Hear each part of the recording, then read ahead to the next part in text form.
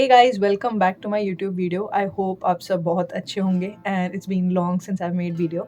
But then ये video भी बहुत ही शॉर्ट होने वाली है। और बेसिकली मुझे लास्ट वीडियो पर कमेंट्स आए थे। मैं पूछ रही थी कि कोई भी अगर डाउट वगैरह हो तो आप पूछ सकते हैं। तो मुझे काफ़ी कमेंट्स आए थे उन स्टूडेंट्स की तरफ से जो Jan 25 इनटेक में आने वाले हैं।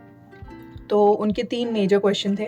पहले कि जो post Bachelorette health care management वाला प्रोग्राम है वो अवेलेबल होगा कि नहीं। अगर अवेलेबल है तो उसके जब वो स्टडी कंप्लीट हो जाएगी तो पोस्ट ग्रेजुएट वर्क परमिट मिलेगी कि नहीं। और अगर पोस्ट ग्रेजुएट वर्क परमिट मिल गई तो जॉब अपॉर्चुनिटीज़ हैं कि नहीं। So one by one let us address this issues. तो सबसे पहले अभी काफ़ी पॉलिसीज़ चेंज हुई है। तो एक जो बेसिक IRCC की पॉलिसी जो पोस्ट ग्रेजुएट वर्क परमिट के लिए चेंज हुई है वो ये है कि सबको IELTS लिखना पड़ेगा।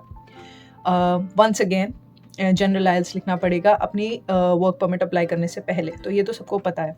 सेकेंडली जो दूसरी मेन रिक्वायरमेंट हुई है, so I have just written over here.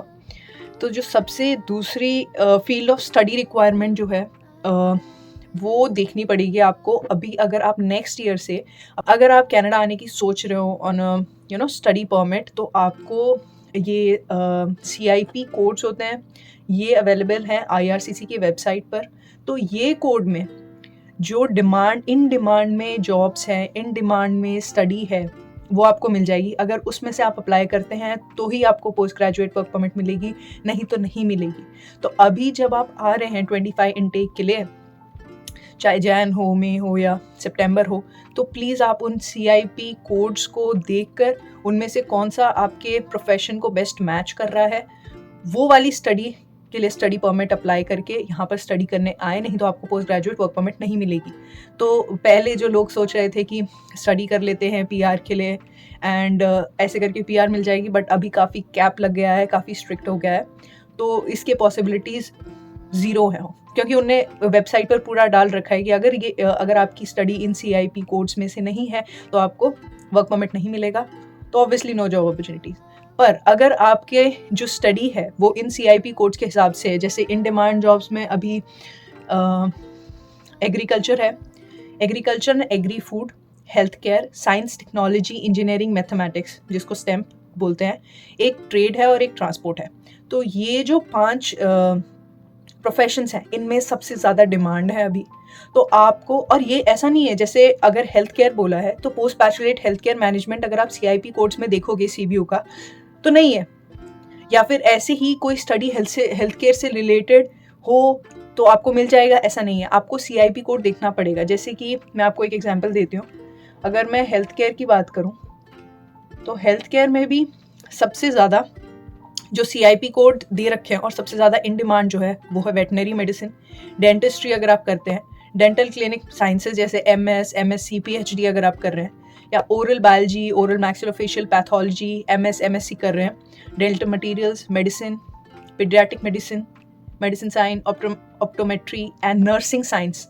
तो अगर आपका कुछ नर्स का बैकग्राउंड है तो आप इजीली आ सकते हैं, बिकॉज यहाँ पर बहुत ज़्यादा डिमांड है नर्सेज की। अपार्ट फ्रॉम दैट जो भी मैंने आपको बताया, ये in demand health care profession है। इनके अलावा भी बहुत सारे हैं, बट ये मैं बेसिक बता रही हूँ। तो अगर आप सोच रहे हो कि अगर ये हेल्थ केयर प्रोग्राम है CBU का, post bachelor health care management कर लेते हैं, इसके बाद पोस्ट ग्रेजुएट वर्क परमिट मिल जाएगी, तो ऐसा नहीं होगा। तो ये बात आप ध्यान में रखें। और अगर आप इन कोर्सेज में से जो CIP कोर्स दे रखे हैं इनमें से अगर आप करते हैं तो इजीली आपको अपनी पोस्ट ग्रेजुएट वर्क परमिट मिलेगी। डिमांड प्रोफेशन है ये सारे, तो आपको पोस्ट ग्रेजुएट वर्क परमिट मिलेगी और आपको जॉब अपॉर्चुनिटीज़ भी बहुत सारी मिलेंगी। सो ऑल इन ऑल, अगर आप Jan 25 के बाद मतलब नेक्स्ट ईयर आ रहे हैं बेसिकली, क्योंकि रूल आया है फॉर 1 नवंबर 2024।